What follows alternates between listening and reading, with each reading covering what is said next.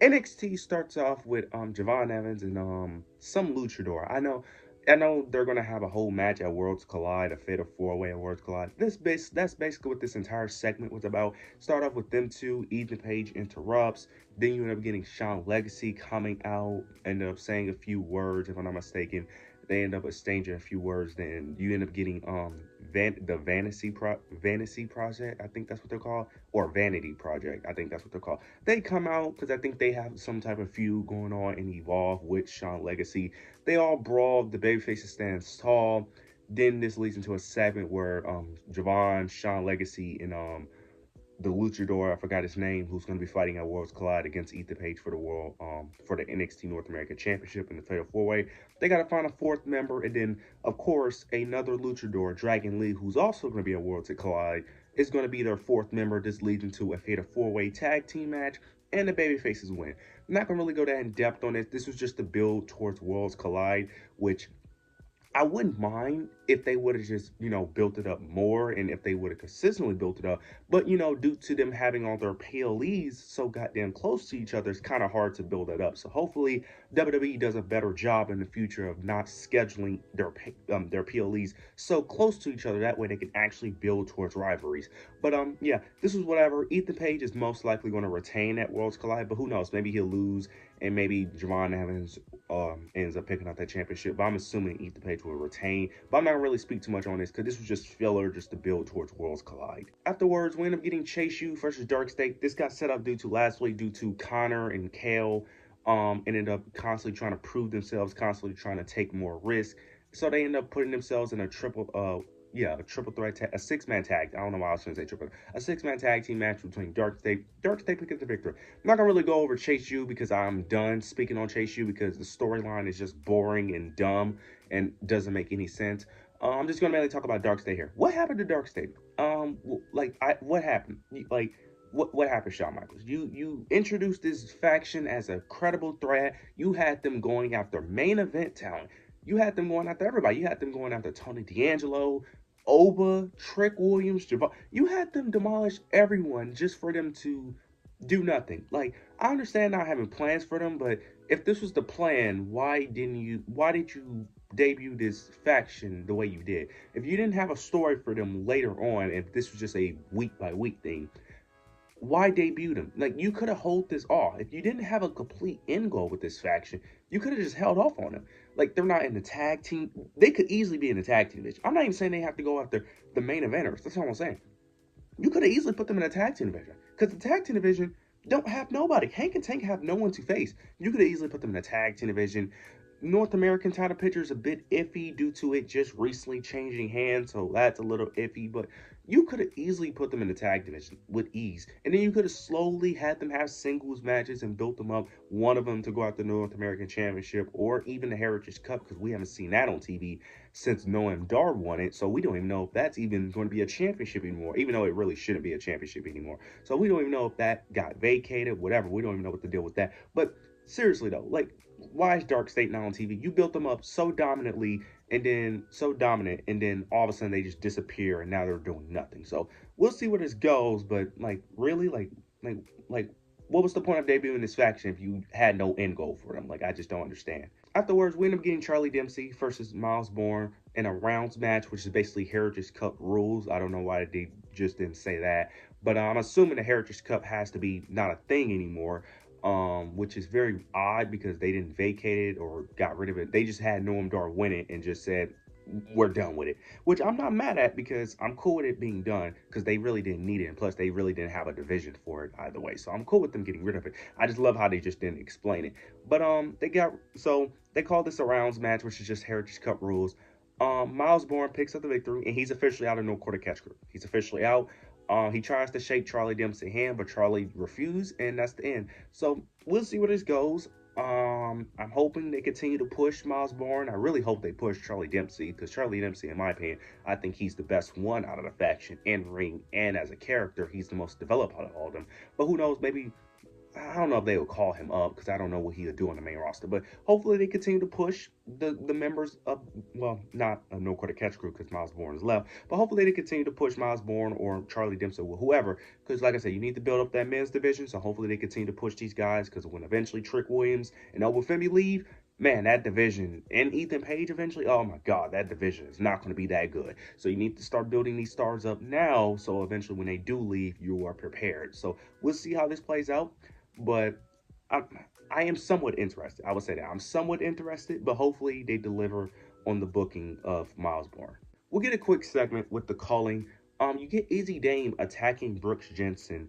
The calling, you got Sean Spears and Nico. They're confused, and Izzy Dame ends up saying that Brooks Jensen was a traitor and that he wasn't fully invested in the calling, and they have to get rid of him. And Sean Spears and Nico are just like they just cool with it. Like I, I don't understand it. Now I understand why they're doing this because later in the show it was a segment with Tana Paxley. She's crying due to her losing her friends. You had So and Zarya try to cheer up, but then Izzy Dane interrupts and ends up telling her that she had friends, but she had to get rid of them due to betrayal and that she needs to do the same thing.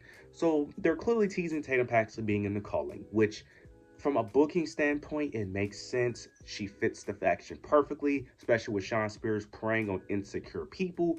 But I don't want her in this faction because, like I said, that faction is a loser's faction. No offense. And no, but to be fair, like I said before, Tatum Paxley is also a loser as well. So to be fair, it's not like she's losing any more credibility than she already has. So it's like whatever. But the faction has potential if booked correctly. I just don't think he's going to book them that strong. So that's why I don't have high hopes for this. But we'll see where this goes. But yeah, it doesn't make sense for Brooks Jensen out of all the members to not be invested though. That just didn't make sense to me, mainly because he was the first one recruited into the faction and he's the main one who has the most, he has the main reason to put all the effort into the faction because he lost all of his friends and he gained a new friend in Sean Spears. So the reasoning just didn't make sense. But we'll see where this goes. Tatum Paxley would make the faction way more interesting, and Brooks Jensen was the weakest link out of all of them. So I understand why they would kick him out. So we'll see where this goes, but I don't have high hopes for this. Afterwards, we end up getting a quick match between Tyra Steele, if I'm not mistaken, versus Ariana Grace. Glad Ariana Grace is back on NXT. I don't think she's going to be back for long because I know she's mainly been on TNA with her father, Santino. So, but I love Ariana Grace. Great talent. Reminds me a lot of Chelsea Green. I find her very entertaining. Wish she was on NXT more. But versus Tyra Steele, who won the LFG, who was the women's champion in LFG, not champion, but she won on the women's side on LFG. She ends up demolishing Ariana Grace. This is just a quick showcase to show a small glimpse of what's to come in the future, similar to what they did with Jasper Troy facing Obafemi, and I think he had a singles match like a week or two ago as well. So this is just a small glimpse to show what's of the future. She's going to be similar to the Bianca Belairs, the Rhea Ripley, the big, strong, dominant woman. She's going to be very similar to them. I can see how they're already going to book her, so I'm not mad at it. So we'll see where this goes. Of course, she's incredibly green in the ring and outside the ring, so we'll see where this goes, but she has a lot of potential from a looks perspective, so we'll see where this goes towards the future. Now we're going to get to the main thing we all been waiting for. I'm not even going to discuss what happened before then. Mariah May's in NXT. I'm not even going to discuss the JC Jane and all the other NXT. Forget all that because that's not really important. Mariah May's in NXT. That's all we need to know. Mariah May is NXT, and I'm excited. I'm excited for this. I love the idea of her being NXT. I already knew she was coming to NXT the moment they called up Stephanie Jordan. They called up basically everyone to make room for Mariah May. Now, the only question is, I only have two questions. Is she going to be a heel? And how soon is she winning this title? Because I want them to kind of do like a Julia type thing where she doesn't win it immediately, where she gets like a good 2 months under her belt, then wins it. Because I kind of do want to see Jacy Jayne hold this title for a bit. Not long, not long. I said that I said that her reign should not be that long. Because Jacy Jayne is a champion where it's kind of hilarious because they even said this on TV that she's a very beatable champion, which she is. She's a very beatable champion. She doesn't need a long reign. 2 months is fine. So that's my only concern because I don't want Mariah May pulling an Ethan Page where she wins it immediately. Just not now. Even though I want her to win it eventually, I do. Just not immediately. But also too, is she going to be a babyface? Because what Shawn Michaels has been doing with these new signees is making everyone an instant babyface outside of Ethan Page and Lexis King. I understand Mariah May is going to be over, but please make her a heel. Do not make her a babyface. Keep her as a heel.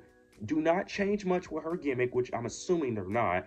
She didn't really say much. All she said was that she's coming after the NXT title, and NXT just got more glamorous, which she didn't really need to say much because her presence alone is enough for this segment. This was great. I can't wait to see what they do with Mariah May. Can't wait to see how they build upon JC Jane and Mariah May, because that can't, those two gimmicks, I'm very interested to see how that plays up into a build towards a match. So I'm very interested to see how this plays out. So I'm excited for this. Mariah May was my favorite woman in AEW. She was the main woman I looked forward to in AEW until, they botched her booking with the World Championship, and the only thing they cared about was Toni Storm. So we'll see how this plays out, but I'm very excited for Mariah May in NXT, bro. She's absolutely going to cook in the ring and cook outside the ring. I can't wait to see how this plays out. We get a quick segment with Jasper Troy, Oba Femi. Not gonna go to that in depth in this. They just have a little stare down, but they do end up they end up both agreeing to a championship match. So it's official that next week we're gonna get Jasper Troy versus Oba Femi for the NXT championship. This is going to be very interesting. The fact that they're already putting Jasper Troy in an NXT championship match, and this is like his second match. This is like his second match. He's already in a... That's insane. That's insane. This is something that I could kind of get excited for, because the fact that you're putting someone in an NXT championship match against Oba Femi this early into their NXT career, that says a lot. That says that you have a lot of faith in this guy, and that he's definitely the future of NXT. So I'm very interested to see how this plays out. Oba Femi, of course, is going to retain, but bro, the fact that they're already putting him in this spot this early says a lot. So I'm very interested to see what they do with Jasper Troy in the future. Then we get the main event: Mike Santana for Trick Williams for the TNA World Championship.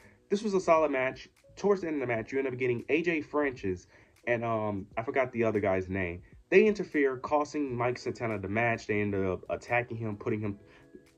Well, they try to put him through the announce table, but it didn't break. Put him back in the ring. Trick Williams picks up the victory. Not much to say here. Trick Williams retains. Don't know if they're going to continue the story with Trick and Mike Santana, or is Mike Santana going to go the way to TNA for a bit and face off AJ Francis. So we'll see how this plays out. Overall, the show, it was very mid, if I have to be honest. It was a very mid show. Outside of Mariah May, that was really the main highlight. But outside of that, nothing else was really that entertaining, that eye-engaging. But overall, it was a very mid show. But you guys let me know your thoughts and opinions down below. Make sure to like, comment, subscribe. But yeah, that's it.